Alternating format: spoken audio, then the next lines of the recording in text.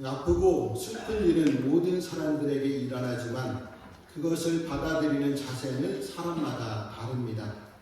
어떤 이는 그저 절망하고 또 어떤 이는 남을 원망하며 자기 삶을 한탄합니다. 또 슬픔을 지고 희망만 말하는 이도 있습니다. 여기 바벨론의 손에 폐허가 된 예루살렘을 바라보며 노래하는 선지자가 있습니다.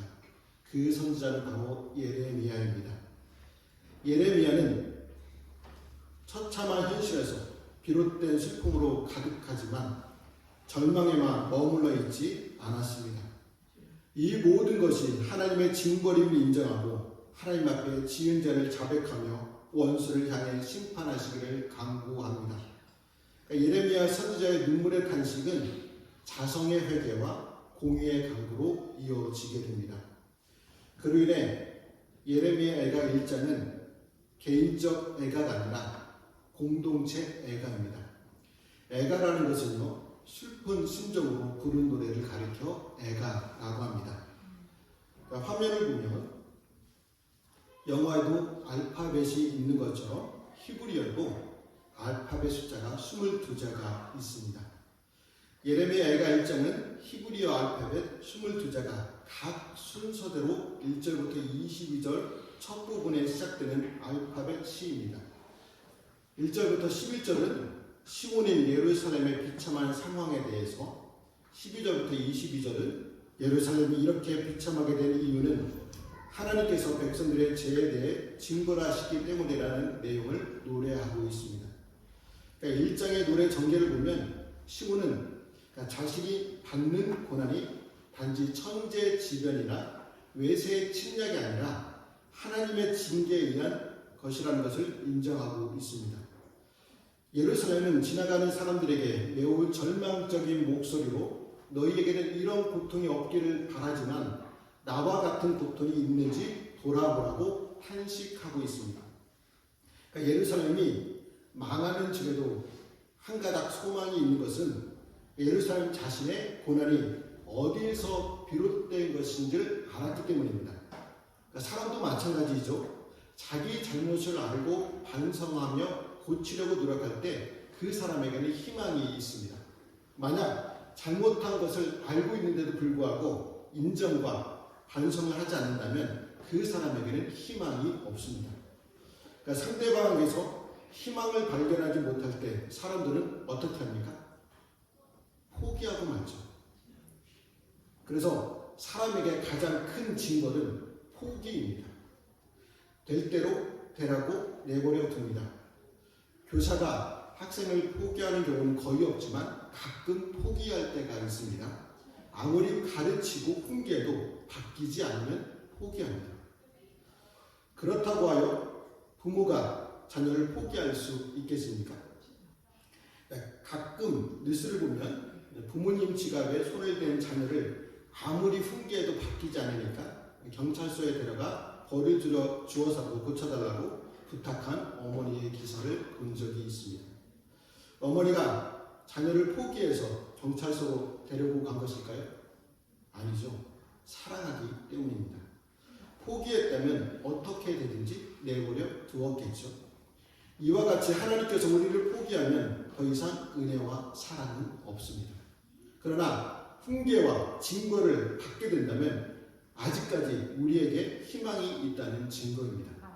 우리도 아버지 되시는 하나님의 마음을 알기에 자기 잘못을 회개하여 다시금 사랑을 받으려고 합니다.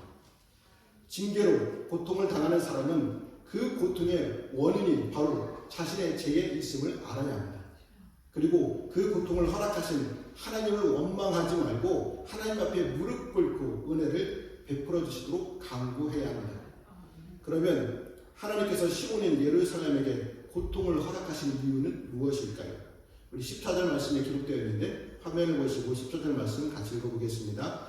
내 죄악의 멍에를 그의 손으로 묶고 얽어 내 목에 올리사 내 힘을 피곤하게 하셨으며 내가 감당할 수 없는 자의 손에 주께서 나를 넘기셨도다. 여기서 내가는 예루살렘을 말합니다. 그러니까 예루살렘이 죄를 지었기 때문에 하나님께서 고통을 허락해 주셨다는 것이죠. 하나님께서 예루살렘의 죄의 결과를 멍에처럼 예루살렘의 목에 올리셨습니다. 그래서 예루살렘은 그 죄의 멍에에 짓눌려 고통받고 있었습니다. 마치 소에게 멍에를 메우듯이 하나님은 예루살렘의 죄를 그의 목에 올리셨던 것이죠. 그리고 멍에에 달린 고삐를 감당할 수 없는 자 바벨론 손에 넘기셨습니다. 그래서 예루살렘은 제국 바벨론에 의해 망한 것이 아니라 하나님의 손에 징계를 받았습니다. 유다는 이번에만 멍에를 메웠던 것이 아니었죠. 오래전 이스라엘이 애굽에서 430년간 종살이를 할 때 멍에를 목에 메고 있었습니다. 하나님께서는 이스라엘을 애굽에서 해방시켜 그 무겁던 멍에의 빗장을 부수고 가나안 땅으로 인도해 주셨습니다. 그런데 이스라엘은 하나님의 은혜로 자유의 몸이 되어 약속에 들어가사 감사하며 겸손해야 하는데 교만해졌습니다. 그리고 하나님의 말씀을 마치 멍에처럼 여기며 벗어나고자 이방 우상을 섬겼습니다. 우상이 진정한 자유인 줄 착각하며 죄악이 주는 쾌락을 마음껏 누렸습니다. 우리가 다큐멘터리나 영화를 보면 늪에 빠진 동물과 사람을 보게 됩니다. 늪에 빠지게 되면 혼자 빠져나오기가 어렵죠. 죄악도 마치 늪과 같아서 한 번 빠지면 헤어나기가 어렵습니다. 왜요? 죄악이 주는 쾌락은 중독성이 있어 끊기 어렵기 때문입니다. 쾌락을 믿기로 한 사탄의 올무는 빠져나오려고 몸부림치면 몸부림칠수록 더욱더 그 사람을 올가매는 특성이 있습니다.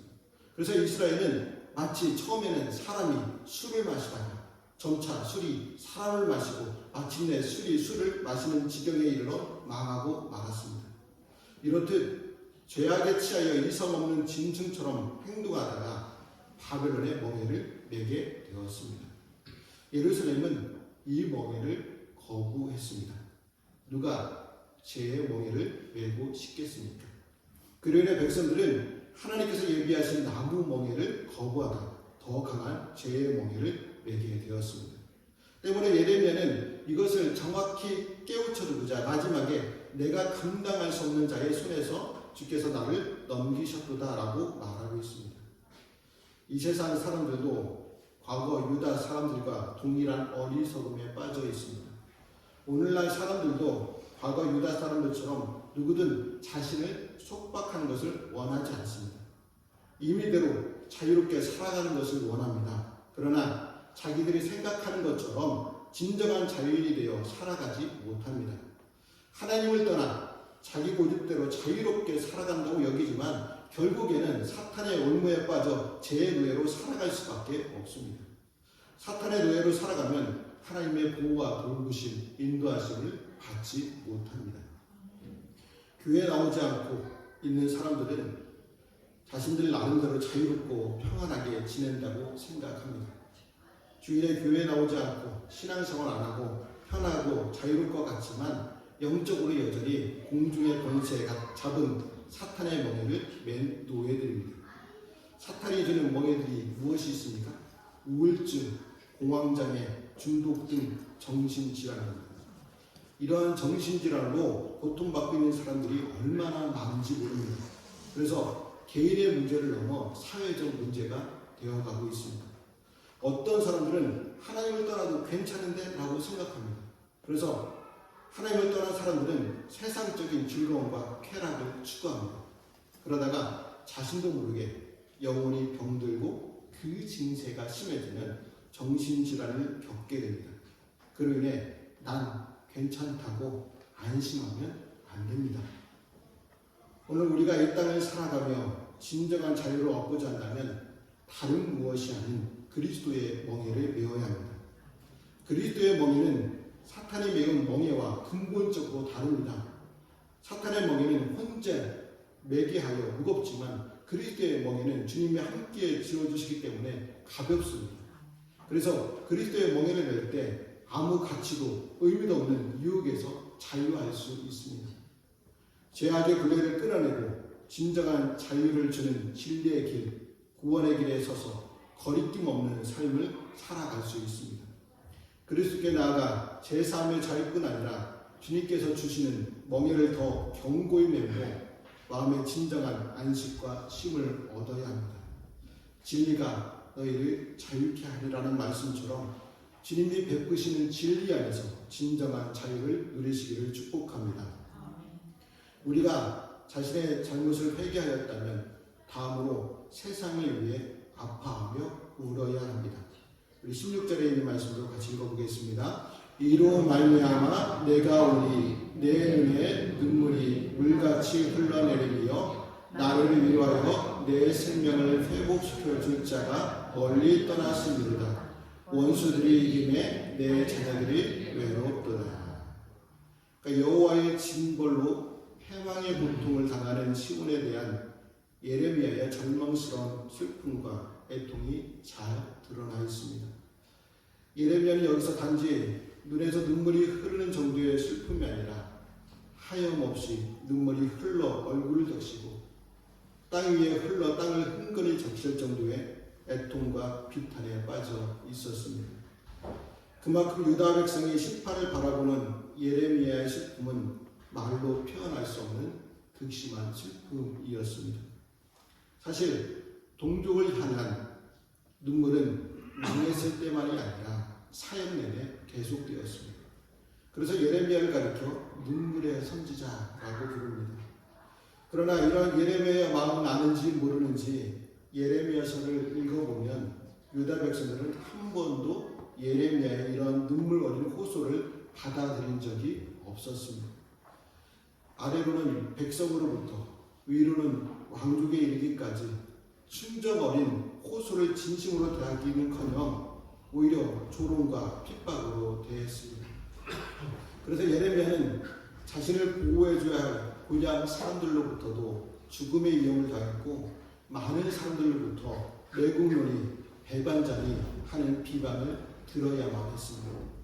그 외에도 쇠사슬에 묶여 웅덩이나 감옥 등에 갇히는 말할 수 없는 고통을 당했습니다. 만약 우리가 가정과 교회와 나라를 위해 헌신했는데도 불구하고 비난과 핍박을 받게 된다면 어떻게 하시겠습니까?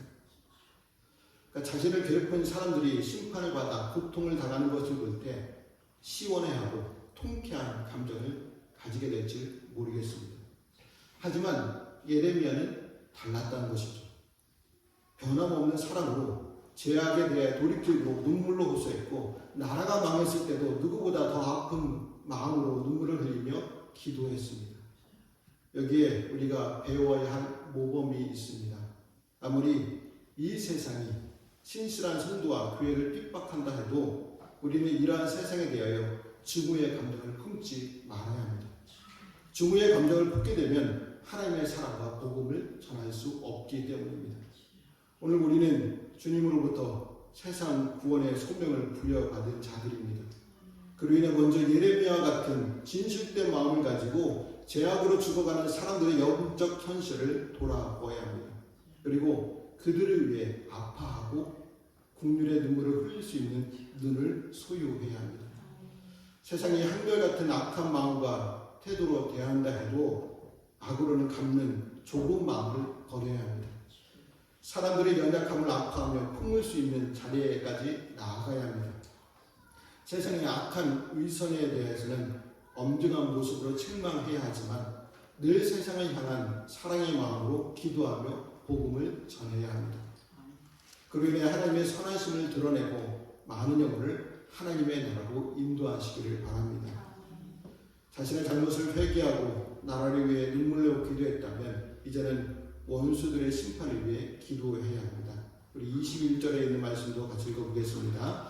그들이 내가 탄식하는 것을 들었으나 나를 위로하는 자가 없으며 나의 모든 원수들은 내가 재난 당하는 것을 듣고 주께서 이렇게 행하신 것을 기뻐하나이다. 그러나 주께서 그 선포하신 날을 이르게 하셔서 그들이 나와 같이 되게 하소서. 아멘. 예레미야는 예루살렘을 징계하신 것 같이 원수들의 죄에 대해서도 심판해 달라고 강구합니다. 시온은 자신의 비참한 현실에 눈물을 흘리며 탄식했습니다. 하지만 시온은 탄식의 자리에 머물러 있지 않고 자기 죄를 고백합니다. 그리고 하나님께서 원수들을 의롭게 심판해 주시기를 강구하였습니다. 그러니까 선지자의 눈물의 탄식이요, 하나님의 공의를 추구하는 강구로 바뀌고 있습니다. 성도가 고통받을 때 주저앉아 탄식하는 것보다 더 중요한 것은 내가 왜 그 지경에 이르게 되었는지 성찰해야 합니다. 성찰 끝에 내가 왜 이런 고난을 받게 되었는지 그 현실이 인정된다면 하나님의 주권을 인정하며 하나님의 의로운 통치를 간구해야 합니다. 그래야 탄식의 가치가 있습니다. 눈물의 탄식이 가치가 있게 하려면 반드시 자기 죄를 회개하고 하나님의 의를 간구하는 데까지 나아가야 한다는 것입니다. 그래서 예레미야는 하나님께서 선포하신 날 예루살렘을 심판하는 적들을 처벌하여 달라고 강구하였습니다. 얼핏 보면 이 기도는 원수를 사랑하라는 말씀과 정면으로 배치되는 것처럼 보입니다. 그러니까 하나님의 선지자가 마땅히 드려야 할 기도와는 어울리지 않는 것처럼 보입니다. 그러나 전혀 그렇지 않습니다. 왜냐하면 개인적으로 원수를 갚는 것과 적에 대해 심판을 요청하는 것은 전혀 다른 차원의 문제이기 때문입니다. 예를 들어 우리가 군대에 입대했을 때 개인적으로 괴롭히는 동료나 고참들이 있습니다. 지금은 많이 좋아졌지만 예전에는 고참들이 이유 없이 괴롭히고 기분 나쁘다고 기합을 주는 부당한 일들이 참 많이 있었죠. 그렇다고 해서 믿는 사람으로서 그런 사람들을 원수 취급하고 저주할 수는 없습니다. 원수를 사랑하는 마음으로 참고 인내하며 오히려 기도해 줄 수 있습니다. 그러나 적군이 쳐들어왔을 때는 전혀 다릅니다. 왜냐하면 적들은 나라는 한 개인을 공격하는 것이 아니라 민족과 국가, 나아가 조국의 존립 자체를 위협하기 때문입니다. 그래서 이 경우에는 단호하게 적을 물리쳐야겠죠. 우리 성도들도 마찬가지입니다. 하나님의 나라를 위해 부름받은 군사들로서 누군가 우리에게 개인적으로 악한 일을 할 경우 악으로 갚는 대신 선으로 갚아야 합니다. 그래서 하나님의 영광을 드러내야 합니다. 하지만 우리 개인이 아니라 진리를 회방하고 교회를 넘어뜨리려고 할 때는 차원이 전혀 다릅니다. 이 경우까지 그래도 원수를 사랑해야지 라고 한다면 도리어 악을 부추기는 사람이 되고 말입니다. 그래서 우리는 교회를 위협하는 자들을 단호하게 대처하여 진리를 수고하고 교회를 지켜나가야 합니다. 이러한 원리를 구체적으로 보여주는 인물이 바로 다윗이었습니다. 다윗은 왕이 되기 전 자신을 핍박하고 괴롭게 하는 사울에 대해서는 끊임없이 온유함으로 대했습니다. 그러니까 사울이 하나님의 기름 부음받은 자이고 권력욕에 사로잡혀 개인 다윗을 죽이려고 하였기 때문입니다. 그러나 주변 나라들이 백성들을 위협하고 하나님의 영광을 훼손하면 단호하게 응징하였습니다. 이러한 다윗과 비교해보면 우리는 부끄럽습니다.